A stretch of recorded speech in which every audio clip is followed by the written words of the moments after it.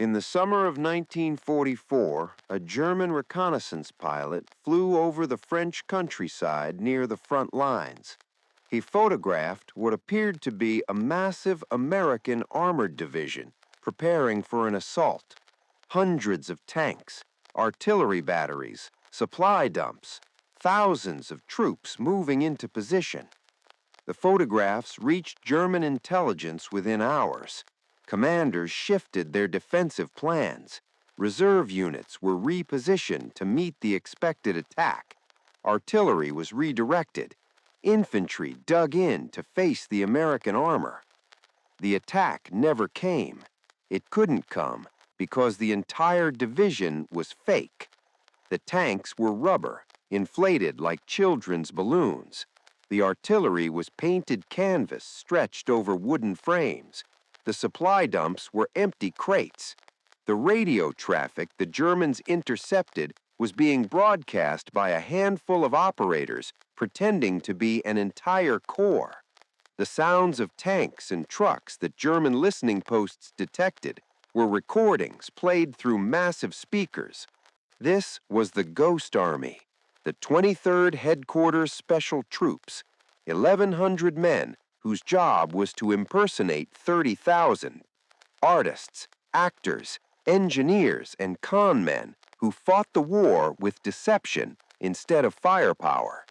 Their story was classified for over 50 years. When it finally emerged, it revealed one of the most creative and audacious operations of the entire war.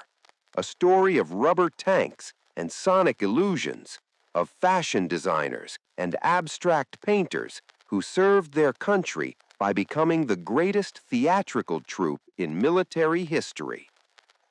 The idea of military deception was not new. Armies had used decoys and ruses since ancient times. The Trojan horse is perhaps the most famous example. But World War II elevated deception to an industrial science. The British pioneered modern tactical deception in North Africa.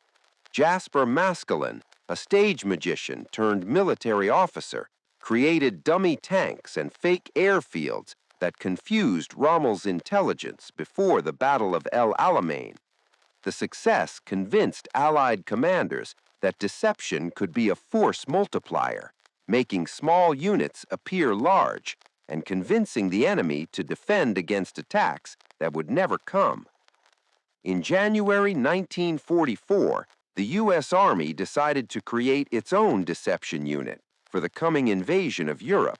The concept was ambitious, a mobile force that could impersonate any unit anywhere on short notice.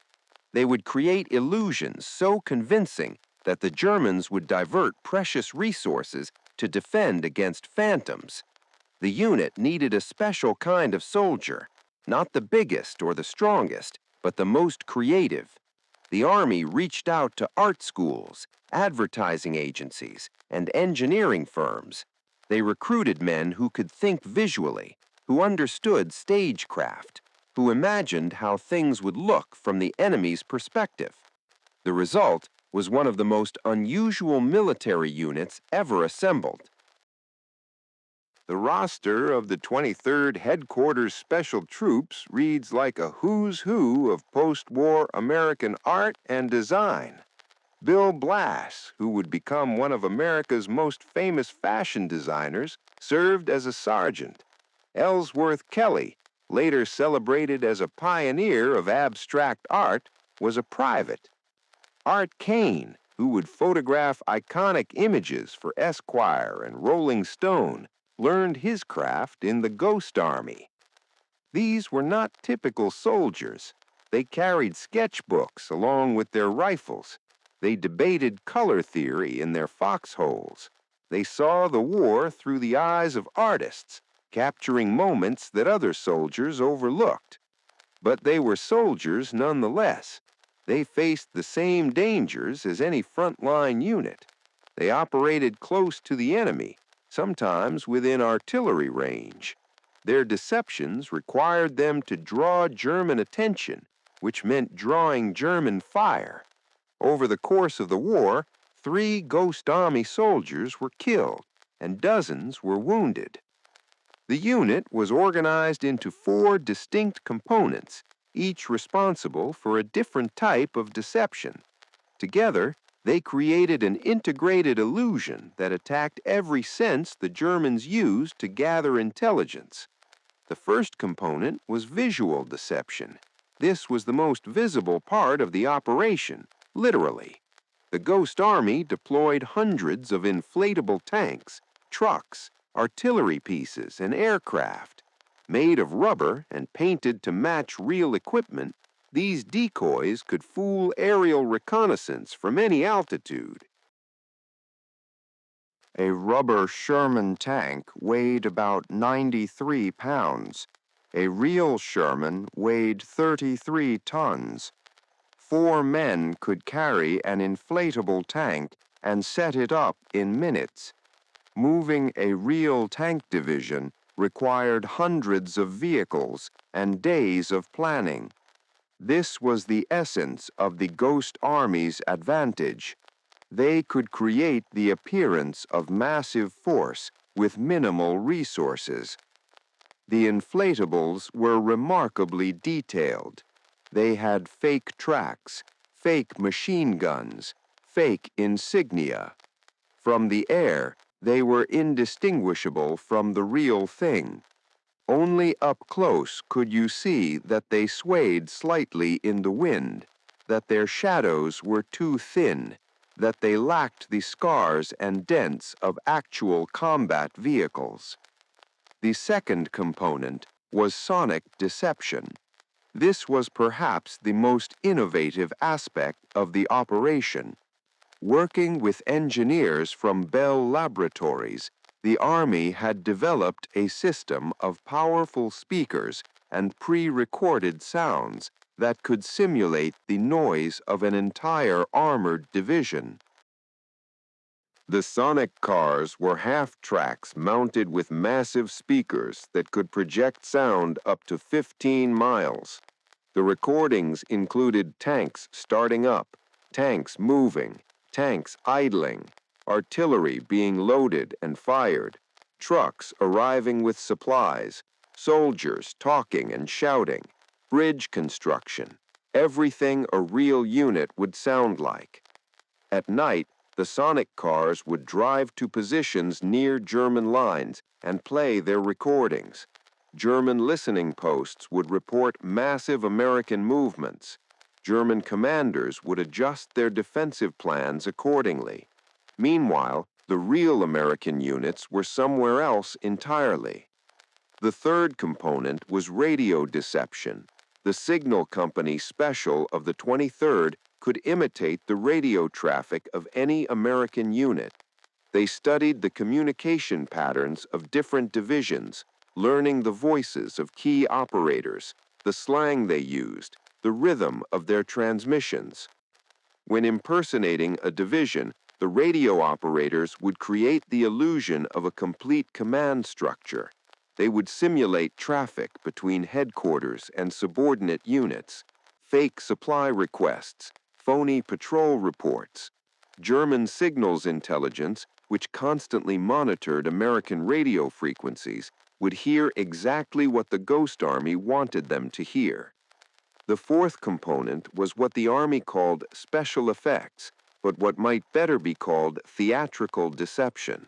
This involved everything else: fake shoulder patches, fake vehicle markings, staged conversations in cafes where German spies might be listening, even fake generals driven around in staff cars.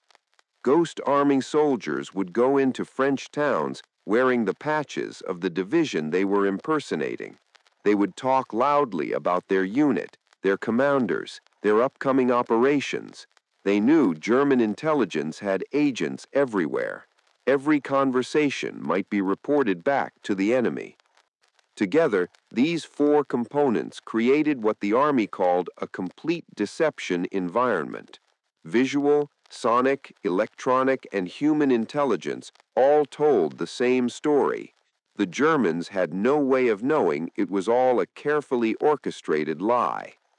The Ghost Army arrived in France shortly after D-Day, landing at Normandy in June 1944. Over the next year, they would conduct 22 deception operations across France, Luxembourg, Belgium, and Germany. Each operation was a performance, a theatrical production staged for an audience of enemy intelligence. The operation was a learning experience. The men discovered that their deceptions needed to be more than just visually convincing.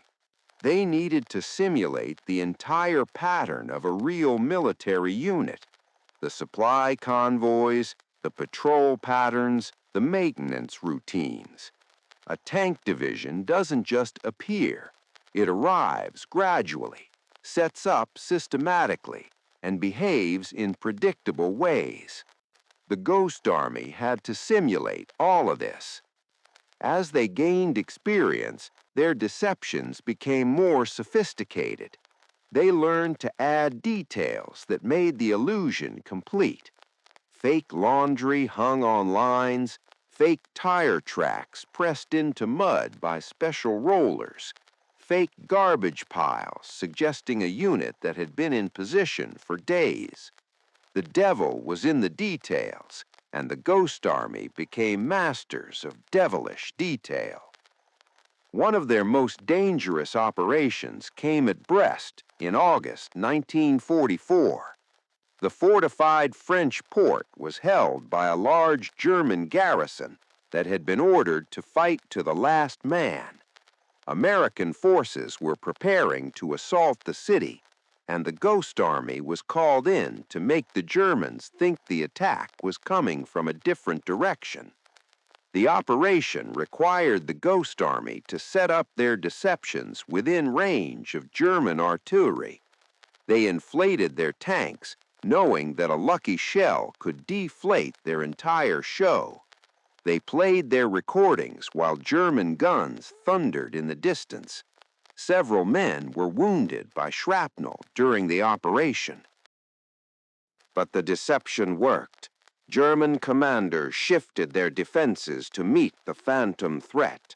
When the real attack came from a different direction, the defenders were out of position. The battle for Brest was still brutal and costly, but the Ghost Army had helped create the conditions for eventual victory. The Ghost Army's most ambitious operation came in March 1945 as Allied forces prepared to cross the Rhine River into the heart of Germany.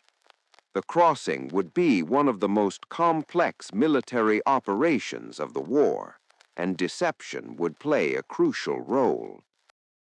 Operation Viersen was designed to convince the Germans that the Ninth Army would cross the Rhine near Dusseldorf, 30 miles south of the actual crossing point. The Ghost Army had to impersonate two entire divisions, the 30th and 79th Infantry Divisions. The operation involved every tool in the Ghost Army's arsenal.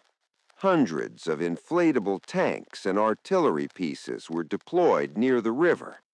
Sonic cars played recordings of bridge construction equipment and tank movements.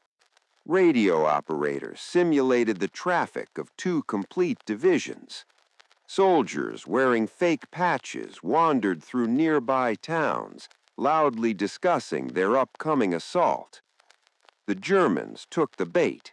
They reinforced their positions opposite the phantom divisions.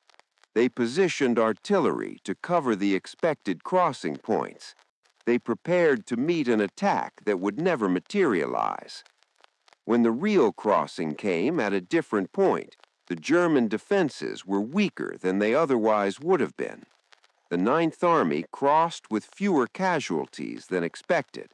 The Ghost Army had once again proven that deception could save lives. The Ghost Army's work was not safe. Despite their theatrical mission, they operated in a real war zone against a real enemy. German patrols, artillery, and air attacks were constant threats. The men had to balance the demands of their deception with the basic requirements of survival. Their rubber tanks were particularly vulnerable. A bullet or a piece of shrapnel could deflate them in seconds, potentially exposing the entire deception. The men developed techniques for rapid repair, patching holes with rubber cement and bicycle tire patches. They learned to deploy their decoys in positions where they would be visible to aircraft, but protected from ground fire. The sonic operations were particularly dangerous. The half-tracks had to drive close to German lines to be effective. The powerful speakers made them obvious targets. The crews often operated at night, driving through unfamiliar territory with their lights off, hoping they wouldn't stumble into an enemy patrol. 3 Ghost Army soldiers were killed during the war. Dozens more were wounded.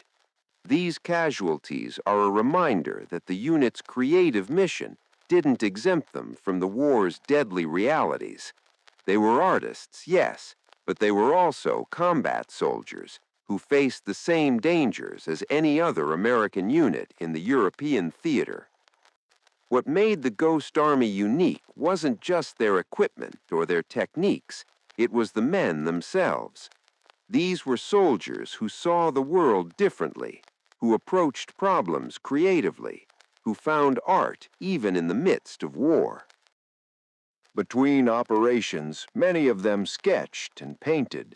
They documented the war in watercolors and pencil drawings, creating an artistic record that would later be recognized for its historical and aesthetic value. Their sketches captured moments that photographs might have missed: the exhaustion of soldiers, the destruction of towns, the strange beauty of ruined landscapes. Bill Blass later described his time in the Ghost Army as formative for his design career. The experience of creating convincing illusions, of thinking about how things looked from different perspectives, of working under pressure with limited resources, all of these would serve him well in the fashion industry. Ellsworth Kelly credited his wartime service with shaping his artistic vision. The experience of seeing camouflage patterns, of studying how shapes and colors could deceive the eye, influenced his later abstract work. The war taught him to see differently, and that different way of seeing defined his art. The Ghost Army was proof that creativity could be a weapon, that artists and designers had something unique to contribute to the war effort, that there was more than one way to fight. When the war ended, the Ghost Army was disbanded and its members returned to civilian life. They went back to their art studios and design firms, their advertising agencies and engineering companies. They resumed the careers the war had interrupted. But they couldn't talk about what they had done. Their service was classified. The techniques they had developed might be needed again, and revealing them could compromise future operations. The Ghost Army veterans were sworn to secrecy, forbidden from discussing their wartime experiences, even with family and friends. For over 50 years, the story of the Ghost Army remained hidden. Veterans watched movies about World War II that never mentioned deception operations. They read histories that overlooked their contribution. They attended reunions where they could finally talk openly with each other, but they still couldn't share their experiences with the outside world. The secrecy took a toll. Many veterans felt that their service had been forgotten, that their sacrifice had been erased from history. They had risked their lives in a unique and creative way, and no one knew about it. Their families didn't know. Their children didn't know. The country they had served didn't know. In 1996, the Army finally declassified the records of the 23rd Headquarters Special Troops. The secret was out. Historians began to piece together the story from documents that had been locked away for half a century. Journalists tracked down surviving veterans and recorded their memories before it was too late. The revelation transformed how we understand World War II. The war had been won not just by firepower and logistics, but by creativity and deception. The Ghost Army proved that imagination could be a weapon as powerful as any tank or artillery piece. Recognition came slowly, then all at once. In 2013, PBS broadcast a documentary about the Ghost Army, introducing their story to a national audience. The film was nominated for an Emmy Award and brought the unit's contributions to public attention for the first time.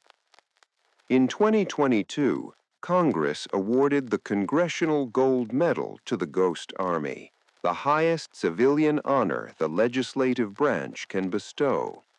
By then, only a handful of the original 1,100 members were still alive to receive the recognition they had earned nearly 80 years earlier. The surviving veterans, men in their 90s and hundreds, attended ceremonies in Washington.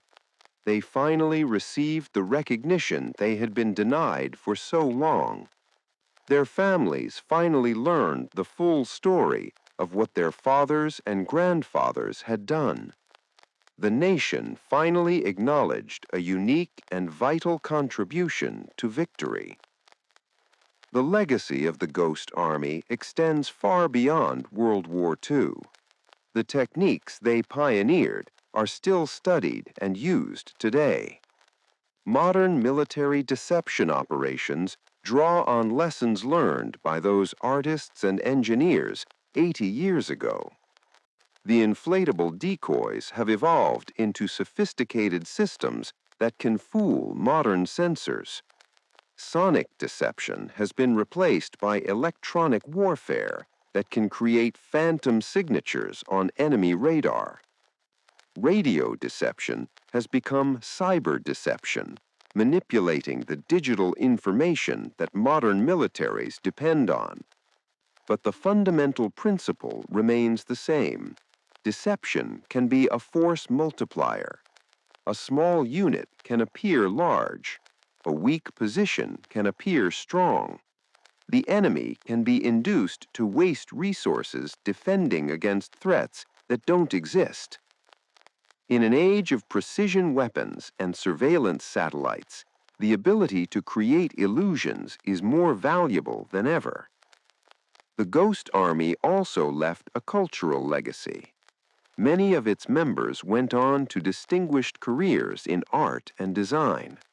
Their wartime experience shaped their post-war work in ways that are still being studied and appreciated.